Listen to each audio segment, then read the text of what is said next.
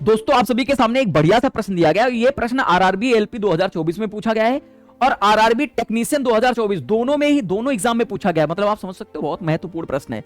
प्रश्न क्या कह रहा है कि निम्नलिखित में से कौन सी अभिक्रिया कैल्शियम ऑक्साइड और जल से बुझे हुए चूने के निर्माण को दर्शाती है। अर्थात कैल्शियम ऑक्साइड को हम क्या बोलते हैं, ये साथियों क्विकलाइम से क्या कर रहा है भाई, क्विकलाइम के द्वारा हम सेलेक्ट लाइम का फॉर्मेशन की बात कर रहा है। तो ये कौन सी अभिक्रिया होगी जो ये दर्शाती होगी। आइए साथियों देखते हैं आपके सामने एनसीईआरटी में किस तरह मेंशन किया गया। तो यहां सीधे दिया गया है कि कैल्शियम ऑक्साइड जल के साथ तीव्रता से अभिक्रिया करके बुझे हुए चूने अर्थात कैल्शियम हाइड्रोक्साइड का निर्माण करता है। मतलब सीएओ की रिएक्शन जैसे H2O के साथ कराई जाती है तो ये सॉलिड स्टेट में लिया जाता है और लिक्विड स्टेट में लेते हैं तो यहां पर कैल्शियम हाइड्रोक्साइड के निर्माण होता है जो कि एक्वस जली सॉल्यूशन होता है और यहां से ऊष्मा उत्पन्न होती है। अर्थात दो रिएक्टेंट मतलब दो अभिकारक मिलकर के और सिर्फ एक प्रोडक्ट, एक उत्पाद का निर्माण करते हैं। इस रिएक्शन को ही साथियों हम संयोजन अभिक्रिया अर्थात कॉम्बिनेशन रिएक्शन के नाम से भी जानते हैं, जिसमें दो अभिकारक मिलकर के एक उत्पाद का निर्माण करते हैं। अब इसका आंसर करेक्ट क्या हो जाएगा साथियों, तो आंसर इसका करेक्ट हो जाएगा ये संयोजन अभिक्रिया होगी। क्यों, क्योंकि सर दो रिएक्टेंट मिलकर के सिर्फ और सिर्फ एक प्रोडक्ट फॉर्म कर रहे हैं अर्थात क्विकलाइम और वाटर मिलकर के सेलेक्ट लाइम का निर्माण कर रहे हैं।